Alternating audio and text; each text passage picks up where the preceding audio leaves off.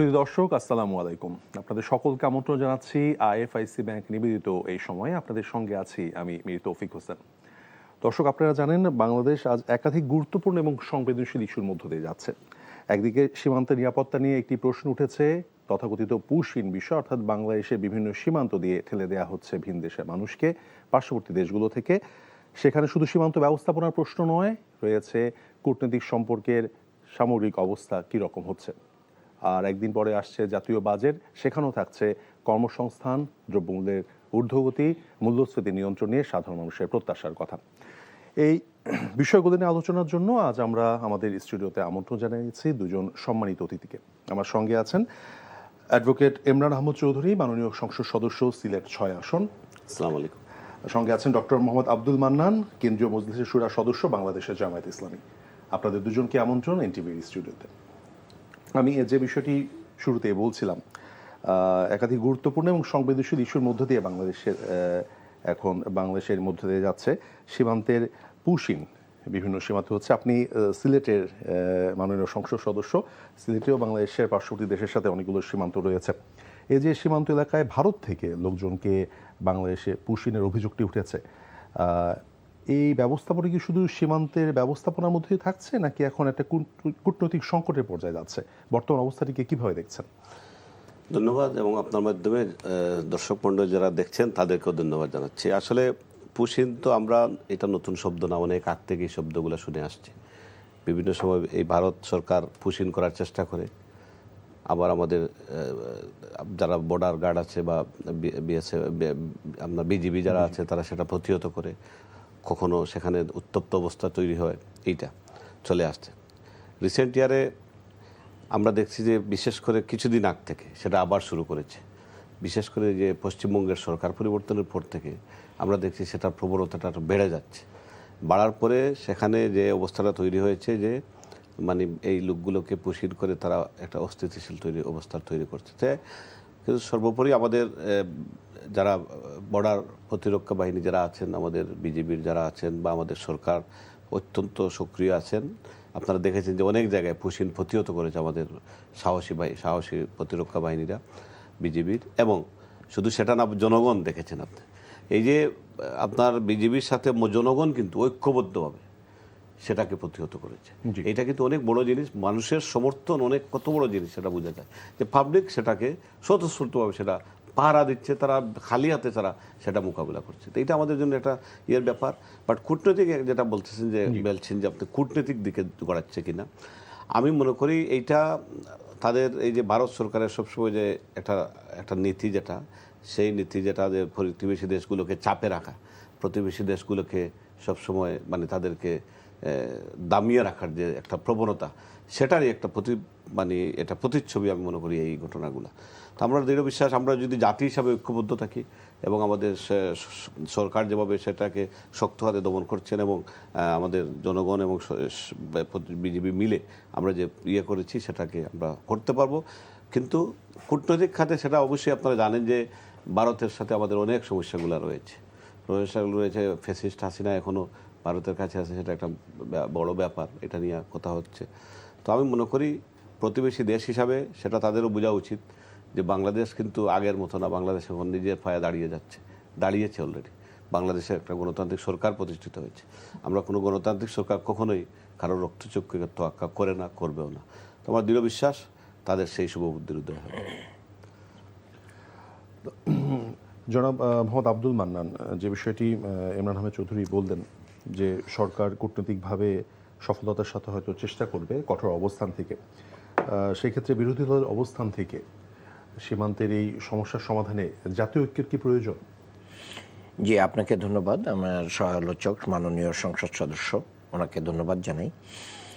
দেখেন, আমরা মনে করি যে আমাদের নেতা ডাক্তার শফিকুর রহমান সুস্পষ্টভাবে বলেছেন যে বাংলাদেশের কল্যাণে, রাষ্ট্রের কল্যাণে যে কোনো বিষয়কেই এই সরকারকে বিরোধী দলে থাকলেও আমরা সহযোগিতা করতে প্রস্তুত। আজকে সীমান্তে যে পুশ-ইনটা হচ্ছে, এর কিছু ধারাবাহিকতা আছে। এটা কেন হচ্ছে? পশ্চিমবঙ্গ সরকার পরিবর্তনের কারণেই কি হচ্ছে, না বাংলাদেশের সার্বিকভাবে বাংলাদেশের সাথে যে ইন্ডিয়ার যে একটা রিলেশনশিপ, এই রিলেশনশিপটার প্রবলেম থেকেই মূলত এটা ঘটানো হচ্ছে। আপনি যদি দেখেন যে বিগত 17 বছরে যে কয়টা নির্বাচন হয়েছে, সেই নির্বাচনে আগ বাড়িয়ে মানে আমি ডামি রাতের নির্বাচন এবং ভোটারবিহীন নির্বাচনের সব কিছুকে এই ভারত সরকার বৈধতা দিয়েছে। মূলত ভারত সরকার বাংলাদেশের জনগণ থেকে বিচ্ছিন্ন হয়ে গিয়েছিল, যার কারণে আওয়ামী লীগও পালিয়ে তাদেরকে এই ইন্ডিয়াতেই আশ্রয় নিতে হয়েছে এবং তারা নির্দ্বিধায় শুধু আওয়ামী লীগ না, আওয়ামী লীগের হাজার হাজার নেতাকর্মীদেরকে কিন্তু তারা আশ্রয় দিয়ে রেখেছে। এবং কিসের ভিত্তিতে দিয়েছেন এটা কিন্তু বাংলাদেশের কাছে তারা এখনো পর্যন্ত স্পষ্ট করেন নাই।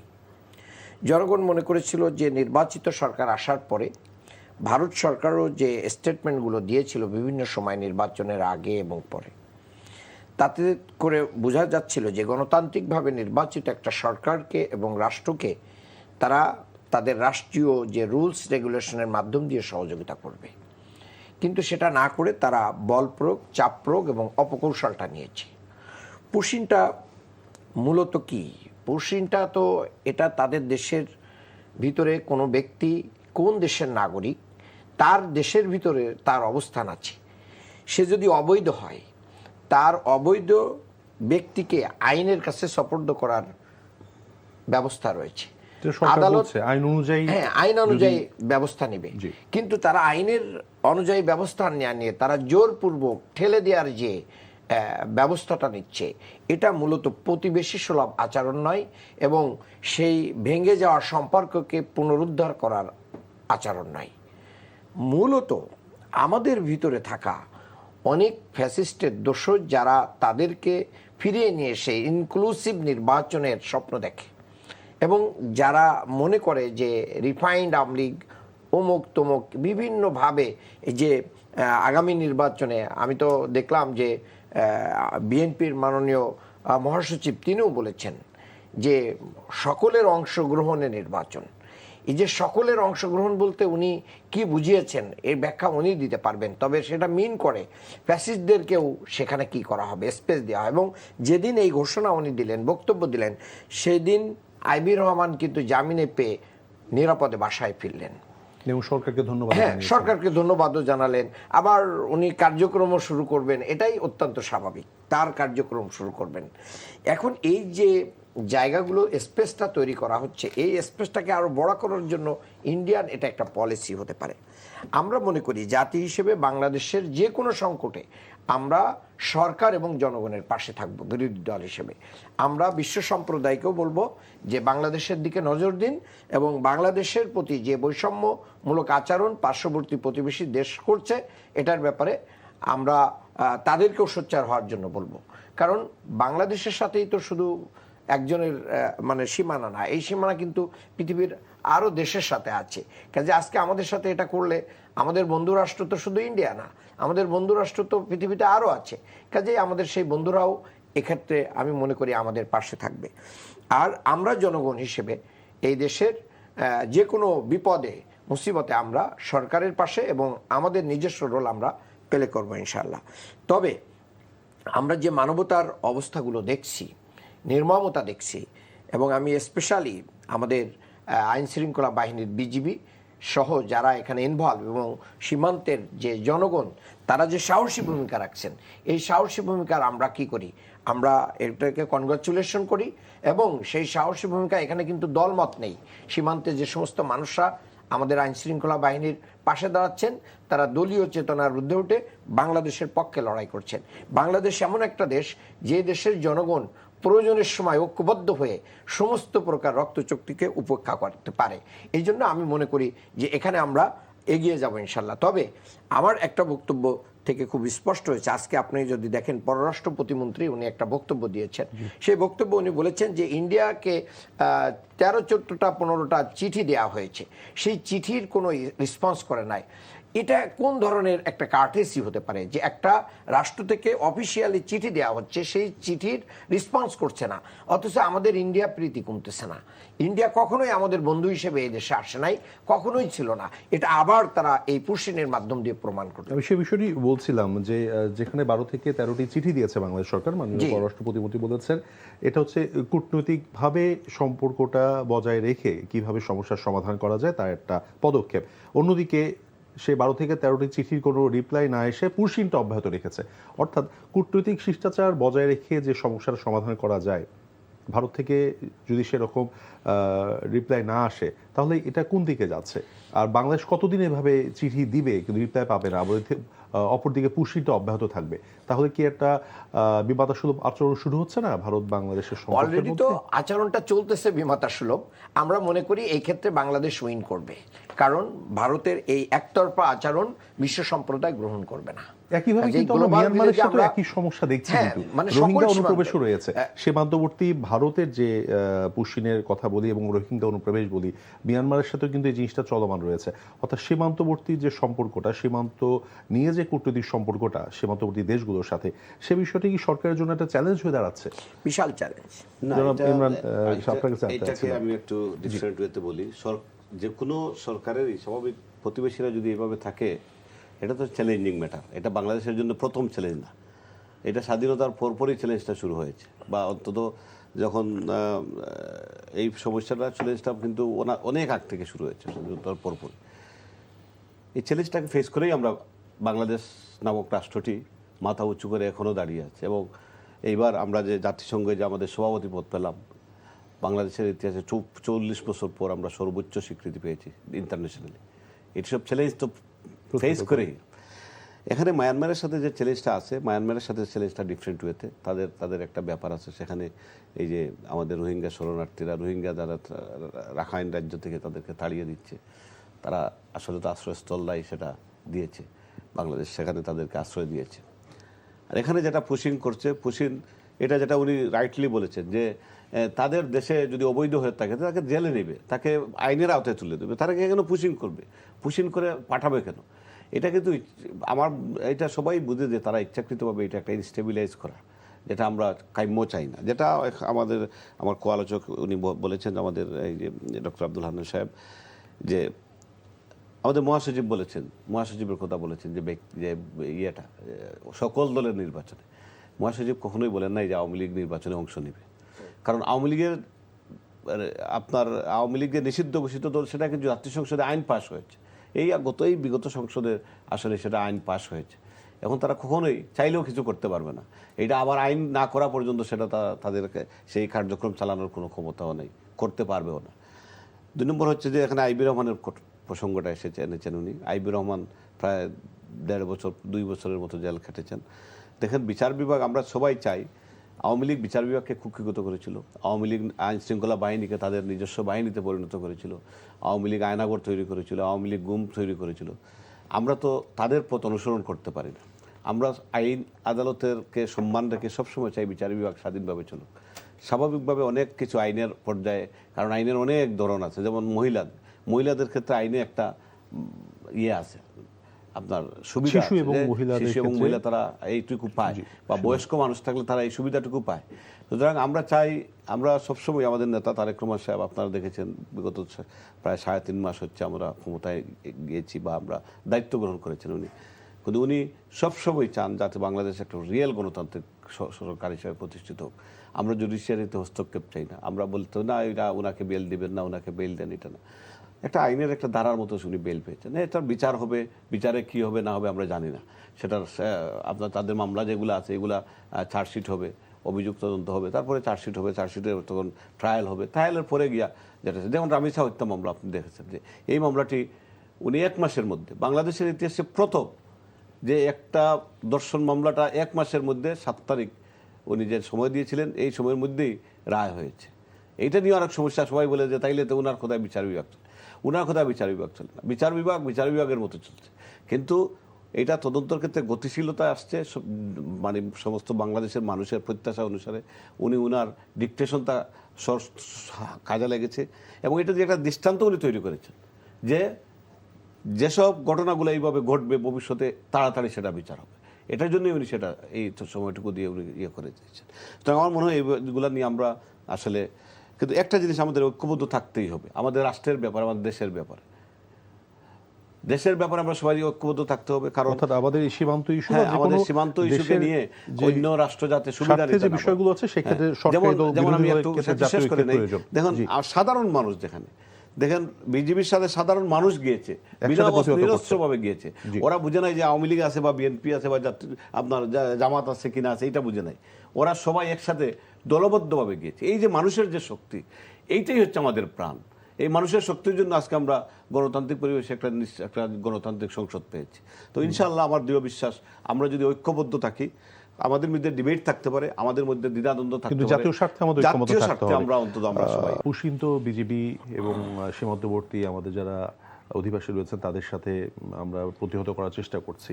সেক্ষেত্রে সীমান্তে যদি পুশিনের মাধ্যমে কেউ চলে আসে, সে বাংলাদেশি নাগরিক হতে পারে, ভারতীয় নাগরিক হতে পারে, বা দুই দেশে একজন নাগরিক হতে পারে, সেই ক্ষেত্রে পুশিনের পরবর্তী সময়ে রাষ্ট্রের করণীয় কি? দ্বিতীয়ত হচ্ছে সেক্ষেত্রে মানবিক দায়িত্ব এবং কূটনৈতিক সম্পর্ক বজায় রেখে কি ধরনের পদক্ষেপ নেওয়া উচিত? একজন আইনজীবী হিসেবে সেটাকে কিভাবে ব্যাখ্যা করবেন? ধন্যবাদ। এই ব্যাপারটি অত্যন্ত গুরুত্বপূর্ণ একটা ব্যাপার, যে যদি পুশিন করে ফেলে কয়েকজনকে বা কোনো একটা সীমান্তে তো চুকের আড়ালে কয়েকজনকে ধাক্কা মেরে চলে গেল এই লোকজনদেরকে, সেটা প্রাথমিক অবস্থায় স্বাভাবিকভাবে সেটা আমরা মনে করবো সেটা তারা অবৈধভাবে এসেছে, তাদেরকে আইনগতভাবেই ব্যবস্থা নেওয়া হবে বা হওয়া উচিত। এক। দুই নম্বর হলো, যদি আইনগতভাবে ব্যবস্থা নেওয়া হয়ও, তারপরেও তো মানবিক একটা ব্যাপার আছে, তারা আসলেও এটা দেখার ব্যাপার। কিন্তু এর পরবর্তীতে তাদের প্রপার চ্যানেলে, কূটনৈতিক চ্যানেলে সেটা কথা হবে, প্রতিবাদ হবে, অথবা চিঠি দেওয়া হবে। যদি না দেওয়া হয় তাহলে আর একটু উঁচু লেভেলে সেটা কথা বলা হবে, যেটা নর্মাল রেওয়াজ আছে কূটনৈতিক চ্যানেলে, যে কথা বলা একটা রেওয়াজ, সেটা কথা বলা হবে। তারপরে যদি পরিস্থিতি এইভাবে শান্ত না হয় বা কন্ট্রোলিংয়ের মধ্যে না আসে, তাহলে তো অবশ্যই এখানে ইন্টারন্যাশনালি অনেক ব্যাপার আছে, ইনভলভমেন্টের ব্যাপার আছে, সবাই ইনভলভমেন্ট হবে। প্লাস আরও অনেক ব্যাপার আছে, যেখানে আমাদের দক্ষিণ এশিয়ার সার্ক আছে, জাতিসংঘ আছে, সবাই এই ব্যাপারগুলো নিয়ে আস্তে আস্তে দেখা হবে। কিন্তু মূল কথা হলো যে একটা রাষ্ট্রকে এইভাবে যদি পুশিনের মাধ্যমে আমাদের মতো একটা প্রতিবেশী রাষ্ট্রকে এইভাবে যদি মানে সবসময় চাপের মধ্যে দেখে, তাইলে তাদের সাথে যে একটা প্রতিবেশী হিসাবে যে সম্পর্ক স্বাভাবিককরণের একটা প্রক্রিয়া যেটা শুরু হয়েছিল, আমাদের পররাষ্ট্রমন্ত্রী, পররাষ্ট্র উপদেষ্টা যারা গিয়েছিলেন কিছুদিন আগে ভিজিট করেছেন, একটা সূচনা হয়েছিল। ইতিমধ্যে তাদের সাথে দাবি রাখা হয়েছিল যে বিচার ব্যবস্থাটা যাতে মেডিকেল যারা যায় তাদের সাথে একটা ইজি করার জন্য বা সহজ করার জন্য, সীমান্ত সমস্যাটা সামগ্রিকভাবে এফেক্টেড হবে। এটা প্রভাবিত করবে, কারণ এটা তো আমাদের একটা সেন্টিমেন্টের ব্যাপার, এটা আমাদের জাতীয়ভাবে একটা সেন্টিমেন্টের ব্যাপার, যে একটা দেশ, একটা রাষ্ট্র তাদের মানুষদেরকে আমাদেরকে আবার ধাক্কা দিয়ে দিচ্ছে আমাদের এখানে, সেটা আমাদের নাগরিক বলে, সেটা আমরা অবশ্যই এটাকে কড়া প্রতিবাদ করব এবং এটার ব্যাপারে কঠিন সিদ্ধান্ত নেবেন। আপনি যেটা বললেন যে যদি কূটনৈতিক সম্পর্কেও কোনো সফলতা না আসে, সেক্ষেত্রে আন্তর্জাতিক সম্প্রদায়ের একটা ভূমিকা থাকতে পারে। জনাব আব্দুল মান্নান, আপনার কাছে জানতে চাইবো যে আন্তর্জাতিক সম্পর্ক এই ধরনের ক্ষেত্রে কি সবসময় কার্যকর ভূমিকা পালন করতে পারে? আমরা কিন্তু দেখেছি রোহিঙ্গা প্রত্যাবাসন এখনও বাস্তবায়িত হচ্ছে না। আমাদের দেশে প্রায় 12 লাখ রোহিঙ্গা অনুপ্রবেশ হয়েছে। সরকার প্রায় 5 বছর হয়ে গেল, প্রথমে মানবিক দিক থেকে বিবেচনা করা হলেও এখন আমাদের জন্য সামরিকভাবে কূটনৈতিক সম্পর্ক এবং রাজনৈতিক এবং নিরাপত্তার বিষয়ে একটা ঝুঁকির সম্মুখীন হয়েছে সেই এরিয়াটা। সেক্ষেত্রে এই বিষয়টি আসলে কিভাবে দেখবেন? আন্তর্জাতিক সম্প্রদায় যদি কার্যকর ভূমিকা না পালন করতে পারে, এটা আন্তর্জাতিক সম্প্রদায় কার্যকারী ভূমিকা রাখতে পারবে কিনা সেটা ডিপেন্ড করবে আমাদের কূটনৈতিক তৎপরতার উপরে। আমরা যদি সেখানে ভালো রোল প্লে করতে পারি, অবশ্যই সেটা কার্যকারী হবে।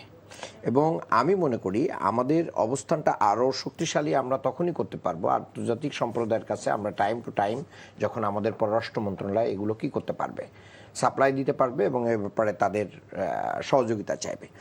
এবং আমি মনে করি যে আন্তর্জাতিক মিডিয়াতেও এগুলোকে ফলো করে নিয়ে আসার প্রয়োজন আছে, যে ভারত একতরফাভাবে যেটা করতে চাচ্ছে। ইতিমধ্যেই আপনার এপিডিআর নামে পশ্চিমবঙ্গের একটা মানবাধিকার কমিশন, তারাও কিন্তু মানে ভারতের এই একতরফা মানে পুশিনের কিন্তু কি করছে, প্রতিবাদ করছে তারা এটাকে অমানবিক বলছে, এটা অসাংবিধানিক বলছে। এবং এটার যে একজন ভাইস চেয়ারম্যান রঞ্জিত সুর, তিনি বলেছেন যে প্রয়োজনে ইউএনএইচআরসি, যেটা জাতিসংঘের মানবাধিকার কমিশন, তাদেরকে এ বিষয়ে দৃষ্টি দেওয়া উচিত যে এখানে মানবাধিকার লঙ্ঘন হচ্ছে, নারী, শিশু, আবালবৃদ্ধ বনিতাদেরকে 0 পয়েন্টে ঠেলে দেওয়া হচ্ছে, দিয়ে এখানে মানবতার অবস্থা। এটা পুশিংটা যে মানে ইন্ডিয়া করতেছে, এটার ব্যাপারে কিন্তু আর কোনো লেভেল থেকে কিন্তু কি নাই, যে কোশ্চেন নাই যে এটা বাংলাদেশ করছে না ইন্ডিয়া করছে। এখন এই জায়গা থেকে আমি মনে করি যে ভারতের, উনি বলেছেন যে ভারতের 14 অনুচ্ছেদ সংবিধানের এবং 21 অনুচ্ছেদ এটাকে কোনোভাবেই অ্যালাউ করে না। তাহলে ভারত যে একটা মানে গণতান্ত্রিক রাষ্ট্র হয়ে মোদী সরকার যে অসাংবিধানিক কার্যক্রম করছেন, এটা যদি আমরা ভারতের জনগণের কাছেও ব্যাপকভাবে তুলে ধরতে পারি, বিশ্ব সম্প্রদায়ের কাছে তুলে ধরতে পারি, সেটা ব্যাপকভাবে আমাদের পক্ষে কাজে লাগবে। এরপরে আমি যেটা, এটা কেন ঘটছে, এর মূল কারণ হচ্ছে আপনার পশ্চিমবঙ্গ এবং আসামে, বিশেষ করে এই দুই জায়গায় 3D নীতি আছে তাদের, 3D নীতি। সেটা কি? Detect, deport and delete. চিহ্নিত করো, ডিটেক্ট করো মানে চিহ্নিত করো, ডিপোর্ট মানে পার করে দাও, এবং ডিলিট মানে এটাকে মুছে দাও। তাহলে এই নীতির ক্ষেত্রে তারা সংবিধান লঙ্ঘন করে হলেও তারা গায়ের জোরে এই 3D নীতি চালু করে এখানে একটা অস্থিতিশীল পরিবেশ তৈরি করতে চাচ্ছে। মূলত এই জায়গায় কি হবে, এটা যদি তারা অব্যাহত থাকে তাহলে বাংলাদেশের সাথে তাদের যে বাণিজ্যিক সম্পর্কগুলো ব্যাপকভাবে দীর্ঘদিন ধরে যেটা অচল অবস্থা ছিল 5ই আগস্টের পরে, যেটা নতুন করে আবার আস্তে আস্তে মানে সম্পর্ক তৈরি হওয়ার দিকে যাচ্ছিল, সেটা ব্যাপকভাবে কি হবে, ক্ষতিগ্রস্ত হবে। আমি মনে করি এই জায়গা থেকে ইন্ডিয়ার সরকার পিছু উঠতে বাধ্য হবে। আরেকটা তাদের আছে, তিস্তা এবং গঙ্গা চুক্তি নিয়ে তাদের কিন্তু বড় ধরনের একটা অঙ্গীকার ছিল মোদির। যে অঙ্গীকারটা ছিল যে পশ্চিমবঙ্গে মমতা ব্যানার্জি থাকার কারণে, তার বিরোধিতার কারণে তারা বাংলাদেশের সাথে এই চুক্তি করতে পারছে না। তো এখন তো মানে মমতার সরকার নাই, সো দ্যাট তারা আরেকটা ইস্যু ক্রিয়েট করে মূলত এই জাতীয় চুক্তি থেকে বাংলাদেশকে ডিপ্রাইভ করার জন্যই মূলত এই জাতীয় অবস্থা ক্রিয়েট করছে। সার্বিকভাবে আমরা ওয়েলকাম করতাম পুশিং ওই লোকগুলোকে, যদি শেখ হাসিনা এবং তার যারা দোসর, যারা একবারে নিরাপদে নির্বিঘ্নে এই ইন্ডিয়ান সরকারের ছত্রছায়ায় সেখানে বসবাস করছেন, এরকম কোনো একজনকে কি আপনারা পুশিনে তাদের কোনো ক্যামেরা, কোনো মিডিয়া কি দেখাতে পেরেছে? এবং তারা ইন্ডিয়াতে আছে, এটা প্রমাণিত। তাহলে এরকম কোনো দুষ্কৃতিকারী খুনি তাদেরকে আপনি পাঠাচ্ছেন না। বাংলাদেশের সাথে বন্দি বিনিময় চুক্তি আছে ইন্ডিয়ার, কিন্তু শরীফ উসমান বিন হাদির যে খুনিরা অ্যারেস্ট হয়েছে তাদের সীমানা দিয়েই সেখানে গিয়েছে, সেইখান থেকে যাওয়ার পরে তাদেরকে অ্যারেস্ট করা হয়েছে, কিন্তু বন্দি বিনিময় চুক্তি করা হচ্ছে না, এটা মানা হচ্ছে না, ফেরত পাঠানোর ব্যাপারে তৎপরতা নাই। এ থেকে প্রমাণ করে যে ইন্ডিয়া তার নিজস্ব স্বার্থের জন্য যা করণীয় সেটুকুই করে, বাংলাদেশকে অলওয়েজ শোষণ করতে চায়, শাসন করতে চায়। বাংলাদেশের জেনজি এবং বাংলাদেশের জনগণ এটা ভালোভাবে বুঝে গেছে। কাজে এই জাতীয় জোরের নীতি দিয়ে বাংলাদেশকে আর কি করা যাবে না, মানে মুখাপেক্ষি করা যাবে না। বাংলাদেশ যদি কোনো সরকার, বর্তমান সরকারও যদি সেই মানে কি বলবো দুর্বল পররাষ্ট্র নীতি দিয়ে যদি নথি স্বীকারের রাজনীতি করে, তাহলে এই সরকারকেও বাংলাদেশের জনগণ কি রেহাই দেবে না। আরেকটা কথা আপনি বলতে চাই যে দেখেন, বাংলাদেশের প্রধানমন্ত্রী আজকে কিন্তু পার্লামেন্টে একটা চমৎকার বক্তব্য দিয়েছেন, আমি ওনাকে ওয়েলকাম করি। যে তিনি বিরোধী দলকে বলেছেন আমরা আপনাদের পরিপূরক, আপনারা আমাদের পরিপূরক, এক দল আরেক দলের পরিপূরক। তাহলে রাষ্ট্রে যে ঐক্যবদ্ধ একটা জাতি গঠনে, এটা কিন্তু একটা মাইল ফলক একটা বক্তব্য। আমি মনে করি এই বক্তব্যটা যদি উনি অ্যাবসলিউটলি যদি ওন করেই দিয়ে থাকেন, তাহলে আগামী দিনে বাংলাদেশের অনেক সমস্যা আমরা একসাথে সমাধান করতে পারবো। ইতিমধ্যে যখন তেল সংকট হয়েছে আমরা একসাথে সমাধান করেছি, কমিটি হয়েছে, এবং বাংলাদেশের এই জায়গাগুলো ওই অবস্থায় আর নাই। বাংলাদেশ যে মানে যেদিন থেকে বিরোধী দল হয়েছে সেই দিন থেকে মৃত্যুর আগ পর্যন্ত সরকারি দলের বিরোধিতা করতে হবে যে কোনো মূল্যে, সকল কিছুতে, এই জায়গায় কিন্তু বাংলাদেশ এখন নাই। বাংলাদেশ এখন সভ্য রাজনীতির দিকে যাচ্ছে, সেই জায়গায় আমরা এটা মানে বাংলাদেশের একটা আশার দিক আছে। আরেকটা জিনিস আপনি দেখেছেন যে আজকে আমাদের জাতিসংঘ সাধারণ অধিবেশনের যে সভাপতি পদ বাংলাদেশ পেয়েছে, এখানে কিন্তু ইন্ডিয়া আমাদেরকে ভোট দেয় নাই, এটা সবাই জানে। আর ভাইয়ের একটা কথার সাথে আমি একটু বিরোধিতা করতে চাই, সেটা উনি বাংলাদেশের বিচার বিভাগের স্বাধীনতা আইবির জামিনের ক্ষেত্রে বলেছেন, অথচ ভাইয়েরাই মানে বাংলাদেশের এই যে স্বাধীন বিচার ব্যবস্থার যে সচিবালয় এটা বিলুপ্তি করেছেন, এবং বিচার বিভাগের যে স্বাধীনতার যে কথা ছিল, যে আইন পাশ করার কথা ছিল, ঐক্যমত্য কমিশনের যেটা আলোচনা হয়েছিল, জুলাই সনদে যেটা ছিল, সেটার পাশ করেন, আইন পাশ করেন নাই। এবং সাংবিধানিক আরও সংস্কারগুলোর যেখানে যেখানে প্রয়োজন রাষ্ট্রের মৌলিক সংস্কার, সে জায়গা ওনারা ইগনোর করেছেন। এই জায়গায় ওনারা যদি আরও বেশি জনগণের এই আকাঙ্ক্ষা পূরণ না করেন, তাহলে ঐক্যবদ্ধ জাতি গঠনে আমরা পিছনে পড়ে যাব। বাংলাদেশে ইতিমধ্যে মানে ইন্ডিয়ার অবস্থার কারণে চাঁপাই নবাবগঞ্জে 28 জন, নওগাঁয় 17 জন, লালমনিরহাটে 32 জন, পঞ্চগড়ে 10 জন এবং সিলেট সহ আরও বিভিন্ন জায়গায় কিন্তু বহু মানুষকে পুষিনের চেষ্টা করেছে আমাদের আইন শৃঙ্খলা বাহিনী। এটা অত্যন্ত রাত জেগে এটাকে ব্যর্থ করে দিয়েছেন। ভবিষ্যতে আমরা ঐক্যবদ্ধ জাতি হিসেবে আমরা ব্যর্থ করে দেবো ইনশাআল্লাহ। জি, জনাব ইমরান আহমেদ চৌধুরী সংস্কারের কথাই বললেন, বিচার বিভাগীয় সংস্কার কমিশনের যে বিষয়টি ছিল, সরকার বলেছে যে যাচাই বাছাই করে তারপরে সেই কমিশনের কিছু বাস্তবায়ন করবে। সেটি আপনার কাছে জানতে চাইবো, যেটি উনি বলেছে তার সাথে আমি আসন্ন বাজেট নিয়ে কথা বলতে আছি। বাজেটে প্রায় 9,30,000 কোটি টাকা একটি বিশাল বাজেট সরকার ঘোষণা করতে যাচ্ছে। এখানেও ব্যাংকিং খাতের সংস্কার নিয়ে কথা হচ্ছে, দ্রব্যমূল্য, কর্মসংস্থান সৃষ্টি। আসন্ন বাজেটের যে প্রেক্ষিত দাঁড়িয়েছে, সেখানে একজন সরকার দলীয় সংসদ হিসেবে বড় দুর্বলতাটা কি কোনটা দেখছেন? বড় দুর্বলতা আপনার বিরোধী দলের কোশ্চেনটা আমি আপনাকে আচ্ছা, ঠিক আছে, একজন সরকার দলীয় ধন্যবাদ। আমি আপনার এই প্রসঙ্গে যাওয়ার আগে ভাইয়ের একটু অ্যাড করে দেই, ওনার একটু কথা আমি একটু দিয়ে দিই। বিচার বিভাগ সম্বন্ধে যেটা বলছেন উনি, ওই যে স্বাধীন সচিবালয়, যেটা দেখেন 5ই আগস্টের পরে প্রায় 133টা অধ্যাদেশ জারি হয়েছিল, তার মেজরিটি অধ্যাদেশ এই সংসদই পাশ করেছে এবং আইনে পরিণত করেছে। আর যে কয়েকটা অধ্যাদেশ যেটা সংবিধানের সংশোধনের সাথে জড়িত, এগুলা কিন্তু সংবিধান সংশোধন ছাড়া এই অধ্যাদেশগুলো আইনে নর্মাল আইনে পাশ করলে সেটা বাস্তবায়ন হবে না বা সংবিধানে সেটা স্বীকৃতি পাবে না। এটা উনি রেখে দিয়েছেন এবং এটা আগামীতে যখন সংবিধান সংশোধন হবে, সেটা অবশ্যই সংবিধান সংশোধনী কমিটি হবে, সরকারি দল বিরোধী দল বসেই সেই কাজগুলো করা হবে। সুতরাং আমার মনে হয় এটা নিয়ে আসলে যেগুলা বাইরে বলা হচ্ছে, এটা আসলে সঠিক না সব কিছুই। যেমন জুলাই সনদের কথা বলা হয়েছে, আমাদের নেতা বলেছেন, বাংলাদেশের মাননীয় প্রধানমন্ত্রী বলেছেন যে জুলাই সনদ অক্ষরে অক্ষরে আমরা পালন করব, জুলাই সনদের কোনো ব্যত্যয় ঘটবে না। যেটা বলেছেন যে গণভোটের যে ব্যাপারটা, গণভোট এটা সব কিছুই ঠিক আছে। সেখানে জনভোটে একটা 4টা প্রশ্নের মধ্যে একটা প্রশ্ন আছে যে আপার হাউস লোয়ার হাউস হবে। এটা করতে হলে আইন দিয়ে করা যাবে না, এটা করতে হলেও তো সংবিধান সংশোধন লাগবে। সুতরাং এই যে কাজগুলো রয়েছে, এটা সংবিধান সংশোধনের যখন হবে, তখন এই প্রক্রিয়াগুলো এক সংবিধান সংশোধনীতেই চলে আসবে। তো আমার দৃঢ় বিশ্বাস আমাদের বিরোধী দলীয় বন্ধুরা যারা আছেন, তারা হয়তো এখন বুঝতে পেরেছেন, আস্তে আস্তে তারা এই ব্যাপারগুলো অনুধাবন করতে পেরেছেন যে এটা হবে ইনশাআল্লাহ। তাইলে আমার মনে হয় এখানে দ্বিধাদ্বন্দ্বের কোনো অবকাশ আছে বলে আমি মনে করি না। কারণ জুলাই সনদ যেগুলো হয়েছে, এটা জুলাই সনদে লেখা আছে যে ফার্স্ট সনদের যে বইটা আছে, আমি দেখেছি যে দল ক্ষমতায় যাবে, যে দল সংখ্যাগরিষ্ঠতা আসন অর্জন করবে, সরকার গঠন করবে, তারাই সেটাই বাস্তবায়ন করতে পারবে। যাই হোক, আমি সেই প্রসঙ্গ যাচ্ছি না। আমি যেটা বলতে চাই, আপনার বাজেটের কথা বলেছি। দেখুন, বর্তমান সরকার প্রায় 3.5 মাস হয়েছে। 17ই ফেব্রুয়ারি 2026 সালে সরকার শপথ নিয়েছেন। নেওয়ার পরে আজকে প্রায় 9ই জুন, প্রায় 3.5 মাসের মতন। 3.5 মাসের সরকার আসার পরেই যেখানে একটা ইদানিংকালের একটা বিশাল যুদ্ধ, ইরান মার্কিন যুক্তরাষ্ট্রের যে যুদ্ধটা, অত্যন্ত ভয়াবহ যুদ্ধ। যে যুদ্ধ, মিডল ইস্টের যুদ্ধ মানেই আমাদের অর্থনীতির উপর প্রেশার আসে।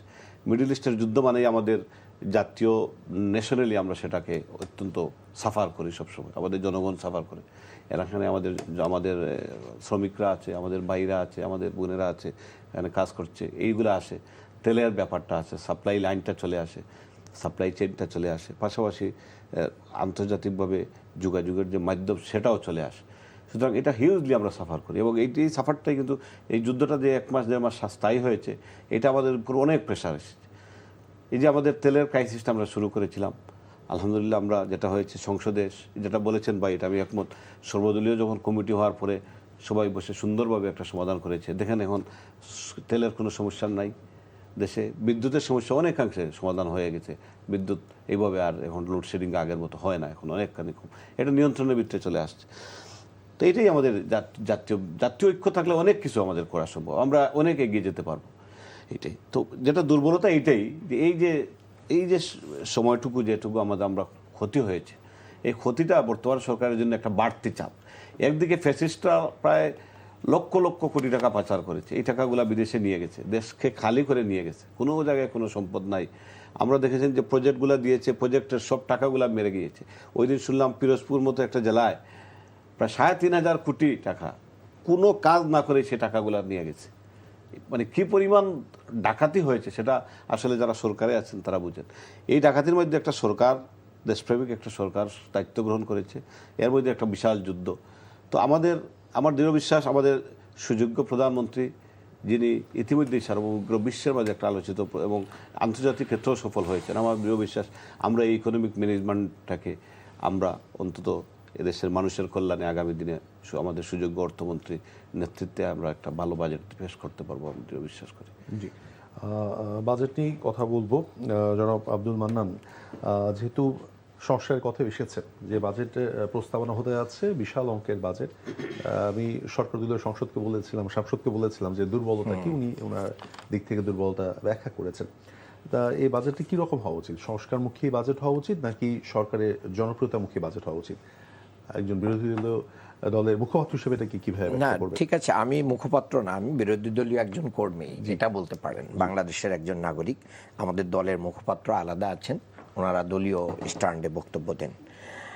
আমি ভাই অনেক চমৎকার বক্তব্য দিয়েছেন, কিন্তু কিছু বিষয় আমি খুব স্পষ্টভাবেই ডিফার করতে চাই। 133টি অধ্যাদেশের ভিতর থেকে 97 ওনারা পাশ করেছেন, 36টি পাশ করেন নাই। 36টি ছিল মৌলিক জায়গা বাদ দিয়ে আপনি নাট বল্টু মোড়ায় তো অনেক কিছু পরিবর্তন করা সম্ভব না। ঠিক আছে, আগে যদি আপনি হেড অফিসকে সুন্দর করতে পারেন তাহলে বাকি জায়গাগুলো অনেক তাড়াতাড়ি এবং সহজে এটা করা যায়। সেই জায়গায় কিন্তু এটা বিএনপি করতে পারে নাই। সাংবিধানিক সংস্কার বিএনপির 31 দফার প্রথম দফা, কিন্তু সেটাই বিএনপি এখন কি করছে, নিজের সাথে নিজে প্রতারণা করছে। এটা আমাদের কাছে দুর্ভাগ্যজনক। সংস্কার বিএনপি করতে চায়, কিন্তু ঐক্যমতের ভিত্তিতে যেটা হয়েছে সেটা করতে চায় না, নিজেদের মতন করে করতে চায়। জনগণের কাছে যে ইশতেহার বিএনপি দিয়েছিল, সেই ইশতেহারে যে যা ওনাদের লেখা ছিল সেই অনুযায়ী তারা করতে চায় না। সেখানেও তারা ওই মানে কোনো জায়গার প্রেসক্রিপশনে তারা সেই সংস্কারটা করতে চায়। সেটা যদি করতে যায় তাহলে জনগণ থেকে তারা বিচ্ছিন্ন হবে। এটার খেসারত কিন্তু এই যে গণভোটের মতন একটা গুরুত্বপূর্ণ রায়কে ইগনোর করে চলে যাওয়া, এটা বাংলাদেশের মানুষ বিএনপিকে ক্ষমা করবে না। সাধারণ মানুষ ইতিমধ্যে এই 100 দিনে বিএনপি থেকে কি দেখেছে? টিআইবি বলছে 605টা খুন হয়েছে এই 100 দিনে, এবং আপনার এর ভিতরে গণপিটুনিতে 69 জন মারা গেছে। মবের কারণে বলছে যে 80 জনের মৃত্যু হয়েছে, এবং সেখানে ডাকাতি হয়েছে 90টা, ছিনতাই হয়েছে 294টা, দাঙ্গা হয়েছে 3টা, অপহরণ হয়েছে 196টা, পুলিশের উপরে হামলা হয়েছে 129টা, চুরি হয়েছে 2214টি, নারী শিশু নির্যাতন হয়েছে 3496টি, ধর্ষণ হয়েছে 78 থেকে 102টি, সংঘবদ্ধ ধর্ষণ হয়েছে প্রায় 36টি, শিশু ধর্ষণ হয়েছে প্রায় 71টি। 100 দিনের বাংলাদেশ। তো আপনি অনেক ভালো কাজ করবেন, কিন্তু আইন শৃঙ্খলায় নজর দিবেন না। যার আইন শৃঙ্খলা রক্ষা করার দায়িত্ব, উনি সংবিধান নিয়ে পড়ে আছেন, তাহলে কি হবে? ওই জায়গা তো শূন্য স্থান তো ফাঁকা থাকবে না। যারা দুষ্কৃতিকারী তারাই তো ঢুকে পড়বে, ঘরে ঢুকে এবং রাস্তায় ছিনতাই করে। বাংলাদেশ ব্যাংকের শাপলা চত্বরের সামনে কি করেছে? গতকালকে গুলি করে, মানে ছিনতাই করে নিয়ে চলে এসেছে দিনে দুপুরে। তাহলে আমরা কোন দেশে বাস করছি? আর আপনারা বলছেন যে আপনারা মানে অর্থনৈতিক চ্যালেঞ্জ ফেস করবেন, কিভাবে করবেন, কাকে দিয়ে করবেন? ব্যাংক রেজুলেশন আইনের মাধ্যম দিয়ে আপনারা দুর্নীতিবাজদেরকে ফিরে আসার পথ তৈরি করে দিয়েছেন এবং জনগণ এটার জন্য ধিক্কার দিচ্ছে। আপনি ইসলামী ব্যাংকের মতন জায়গায় এবং বাংলাদেশ ব্যাংকের মতন জায়গায় গভর্নর দিয়েছেন বাংলাদেশ ব্যাংকে একজন দলীয় লোক এবং একজন ব্যবসায়ী যিনি ঋণ খেলাপি, আর ইসলামী ব্যাংকে আরেকজন দুর্নীতিবাজ এবং যিনি 5ই আগস্টের পরে বিতাড়িত হয়েছিলেন বাংলাদেশ ব্যাংক থেকে, এরকম একজন ব্যক্তি যার ওয়াইফ ঋণ খেলাপি। এবং কেউ কেউ বলেছেন যে এই ঋণটা একটা গিফট লোন, একটা গিফট লোন ছিল এস আলমের। তাদেরকে আবার এখানে ফিরিয়ে নিয়ে আসতে যে আজকে কি দেখছি আমরা, ইসলামী ব্যাংকের গ্রাহকরা বলছে যে আমরা ব্যাংকের নিরাপত্তা চাই, দুর্নীতিবাজদেরকে চায় না। এর কারণে প্রতিদিন হাজার হাজার কোটি টাকা, মানে শত শত কোটি টাকা গ্রাহকরা এখন ব্যাংক থেকে উঠায় নিয়ে যে, যদি ইসলামী ব্যাংকের মতন একটা ব্যাংক বাংলাদেশে আগামী দিনে যদি দুর্বল অবস্থায় চলে যায়, তাহলে বাংলাদেশের অর্থনীতি কোথায় যাবে? আমরা তো একসময় দেখেছি সোনালী, রূপালী, অগ্রণী কেউই একসাথে এলসি খুলতে পারে নাই, যৌথভাবে এলসি খুলেছে ব্যবসায়ীদের। আজ সেই সময় কিন্তু ইসলামী ব্যাংক একা এলসি খুলেছে। বাংলাদেশের যত রেমিটেন্স আছে সেই রেমিটেন্সের একটা বড় অংশ ইসলামী ব্যাংকের মাধ্যম দিয়ে বাংলাদেশে আসে। সেই ইসলামী ব্যাংকে যদি আপনারা কি করে ফেলতে চান, মানে নিঃশেষ করে দিতে চান, বাংলাদেশের অর্থনীতি নিঃশেষ হবে, বাংলাদেশের জনগণ আপনাদের থেকে মুখ ফিরিয়ে নেবে। আমি মনে করি এই যে মিছিল হচ্ছে, মিটিং হচ্ছে, মানে মানববন্ধন হচ্ছে, কর্মসূচি পালন হচ্ছে, এগুলোকে আপনাদের অ্যাড্রেস করা উচিত, এটাকে বাড়তে দেওয়া উচিত না। একটা অর্থনীতিকে শক্তিশালী করতে হলে আজকে আপনারা যতগুলো কার্ডের ইস্যু করেছেন, বাংলাদেশে সব কিছুতে কার্ড দিচ্ছেন, জানি না মানে আর কোনো সেক্টর বাদ থাকবে কিনা, সেখানে কার্ড দেওয়া হবে কিনা। ক্যাপ্টেন্সের কার্ড দেয়, খেললেও কার্ড দেওয়া হয়, মানে যেগুলো আগে টাকা দেওয়া হতো এমনিতেই, সেটা কার্ডের মাধ্যমে দেওয়া হচ্ছে। এই কার্ড সংস্কৃতি আগামী দিনে কোথার থেকে দিবেন টাকা? এই যে একটা বড় বাজেট আজকে বাংলাদেশের মানুষের সামনে উপস্থাপন করা হলো, 9,38,000 কোটি টাকার এই যে বাজেট আমাদের সামনে দেওয়া হচ্ছে, এর ভিতর থেকে ঘাটতি দেওয়া হচ্ছে 2,43,000 কোটি টাকার ঘাটতি বাজেট। এটা বড় চ্যালেঞ্জ। এর ভিতর থেকে বিশেষজ্ঞরা কি বলছেন, নর্থ সাউথ বিশ্ববিদ্যালয়ের একজন প্রফেসর, ওনার বক্তব্য আমি শুনতে শুনতে আসতেছিলাম, উনি বলছেন যে আজকে এপ্রিল মাস পর্যন্ত এনবিআর এর কালেকশন 3 লক্ষ কোটি যায় নাই। তাহলে কিভাবে ওনারা এক বছরে 9 লক্ষ কোটি, মানে 7 লক্ষ কোটি টাকা কি করবেন? 2 লক্ষ তো ঘাটতি, তাহলে 7 লক্ষ কোটি টাকা ওনাদেরকে কি করতে হবে? আর্ন করতে হবে এনবিআরকে। এটা বাংলাদেশের এনবিআর 4 থেকে 5 লক্ষ কোটি টাকার বেশি তাদের আর্ন করা সম্ভব না। তাহলে 4 থেকে 5 লক্ষ কোটি টাকা যদি তাদের এই যে অর্ধেকটাই ঘাটতি যায়। এবং আপনি আরেকটা জিনিস খুব করে দেখবেন যে আমাদের যত বাজেট পেশ হয়, এই বাজেট যখন বাস্তবায়নের প্রয়োজন আসে, তখন দেখা যাচ্ছে যে অর্ধেকের বেশি বাজেট কি করতে পারে নাই, বাস্তবায়ন করা যায় না, এটা খরচ করা। তাহলে একটা রিয়েলিস্টিক বাজেট এখানে হওয়ার দরকার ছিল এবং বাজেটটা হওয়া দরকার ছিল কর্মসংস্থান উপযোগী, কিন্তু সেটাও হচ্ছে না। যেভাবে প্রাইভেট খাতের উপরে ভ্যাট ট্যাক্স আরোপ করা হচ্ছে, প্রত্যেকটা সেগমেন্টে 5% করে ট্যাক্স বাড়িয়ে দেওয়া হচ্ছে, এটার মাধ্যম দিয়ে আগামী দিনে এই প্রাইভেট সেক্টরটা কি মুখ থুবড়ে পড়বে। ইতিমধ্যেই অনেক বড় বড় যারা মেগা গ্রুপ, তারা বলছে এইটা যদি এভাবে চালানো হয় তাহলে তাদের হাজার হাজার শ্রমিককে কি করতে হবে, মানে ছাঁটাই করতে হবে। তা শ্রমিক যদি ছাঁটাই হয় বাজেটের মাধ্যম দিয়ে, তাহলে আমার কর্মসংস্থান কোথায় হবে? এদেশে তো বেকার জনগোষ্ঠী, শিক্ষিত জনগোষ্ঠী তৈরি হয়, সেটারও তো কর্মসংস্থান হবে না। এই জায়গায় এসে বাংলাদেশ সরকারের জন্য এটা একটা বড় চ্যালেঞ্জ। আগামীকাল আমাদের পক্ষ থেকে একটা বড় মানে বাজেট, ছায়া বাজেট আমরা ঘোষণা করব। এই বাজেটের মাধ্যম দিয়ে জামাত ইসলামী সরকারকে যা পরামর্শ দেওয়ার সেটা দিয়ে দিবে ইনশাল্লাহ। তখন মিডিয়ায় আপনারা এটা দেখতে পাবেন। ধন্যবাদ আপনাকে। যে বিষয়টি বলছিলাম, বাজেট নিয়ে কথা বলতে যাচ্ছি, কর্মসংস্থানের সৃষ্টি, ব্যাংকিং খাতের সংস্কার এবং দ্রব্যমূল্য ঊর্ধ্বগতি রোধ, এই বিষয়গুলো রিফ্লেকশন কিভাবে বাজেটে আনা যায়? এবং এর সাথে বিদ্যুতের দাম বৃদ্ধি, এটা দ্রব্যমূল্যকে আরো আকাশচুম্বী করে নিয়ে যাবে। বিদ্যুতের দাম বৃদ্ধি সেটা তো ধরেন লোয়ার ইনকাম মানুষের উপর এইভাবে হবে না। এটা 75 মানে জ্বালানি তেলে ইতিমধ্যে 3বার বৃদ্ধি হয়েছে। যেটা হলো উনি অনেক কিছু বলেছেন, আমি অন ডিউ রেসপেক্ট। এই যে 3.5 মাসে উনি বলেছেন যে এইটা খুন, ওইটা হয়েছে, এইটাই হয়েছে। দেখেন আমরা উত্তরাধিকার সূত্রে এখনো এই সরকারের বিভিন্ন রন্ধ্রে আগের ফেসিসটা এখনো রয়ে গেছে বিভিন্ন জায়গায়। পুলিশ প্রশাসন এখনো ওইভাবে আমরা, কারণ 3 মাসের সরকার সেটা কতটুকু করবে? আমরা আমাদের ক্ষমতা মতো, সক্ষমতা মতো সবচেয়ে বেশিভাবে ট্রাই করছি যে সেটাকে যতটুকু পর্যন্ত নিয়ন্ত্রণ করা যায় এবং এটাকে দিন দিন আপডেট করা যায়, এটা করছে। কিন্তু যখন মবের কথা বলছেন, যে যখন বিরোধী দলের নেতৃবৃন্দ যখন মবের জন্য উস্কানি দিবেন, মবের জন্য তো পরিস্থিতি তৈরি করবেন, বাইরে এসে দলের প্রধানমন্ত্রীকে একজন রাজনৈতিক দলের শীর্ষ নেতাকে অকথ্য ভাষায় গালাগালি করবেন, তখন তো স্বাভাবিকভাবে ইন্টেনশনটা বোঝা যায় যে বিরোধী দল কতটুকু তাদের ভিতরের যে কথা বাইরের কথা অনেক ডিফারেন্স, মানে ভিতরে এক কথা বাইরে আরেক কথা। এই ব্যাপারটাকেও কিন্তু মানুষের মধ্যে অনেক অনেক বেশি আলোচিত হচ্ছে এটা কিন্তু। আর 3 মাসের সরকার যেটা করছেন, দেখেন প্রায়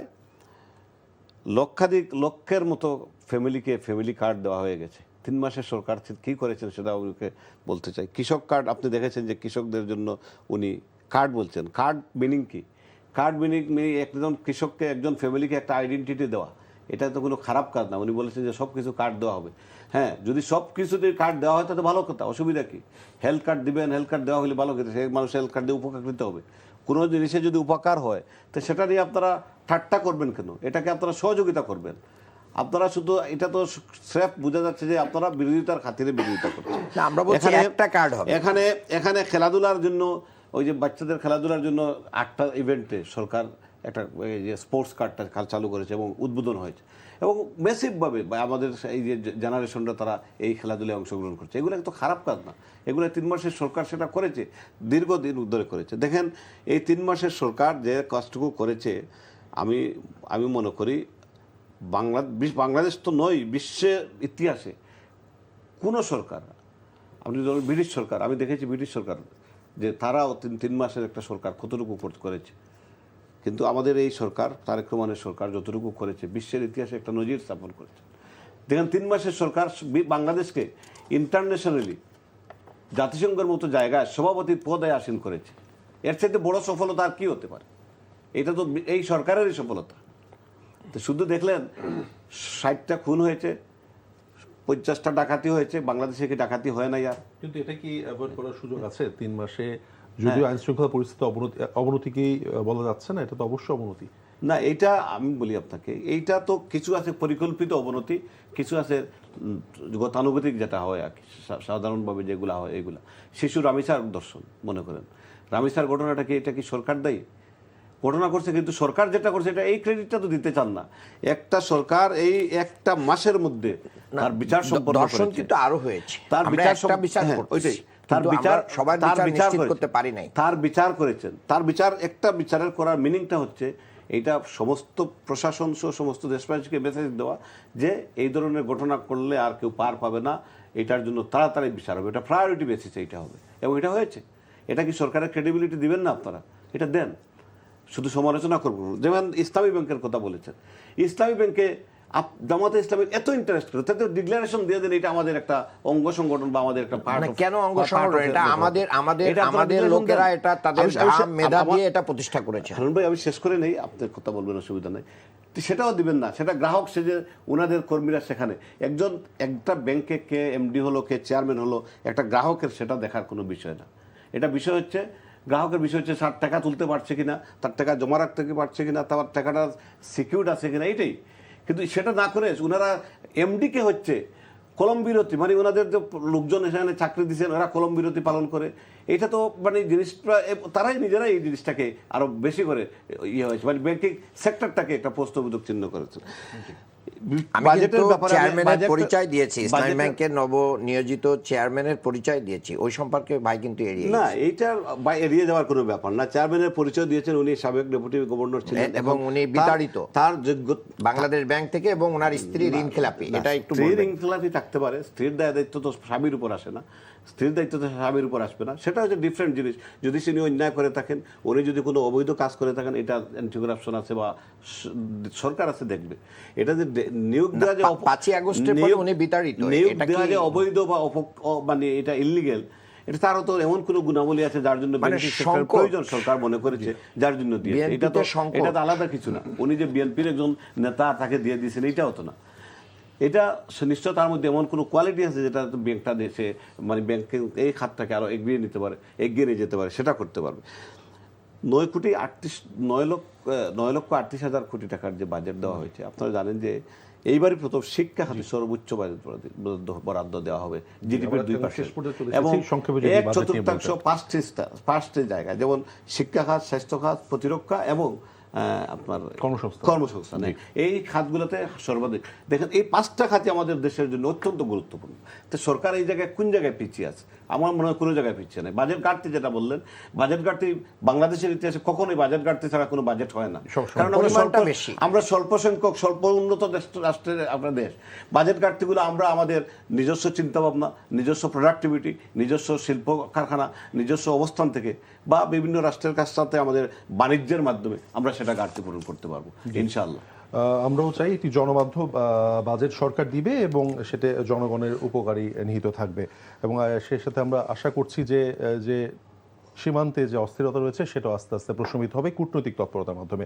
জনাব অ্যাডভোকেট ইমরান আহমদ চৌধুরী এবং ডক্টর মোহাম্মদ আব্দুল মান্নান, আপনাদের দুজনকেই ধন্যবাদ আজকের এই অনুষ্ঠানে যোগ দেওয়ার জন্য। আমরা অনুষ্ঠানে একদম শেষ পর্যায়ে চলে এসেছি। দর্শক দেখছিলেন আইএফআইসি ব্যাংক নিবেদিত এই সময়, আজকে এখানেই শেষ করছি। দেখা হবে আরেকদিন।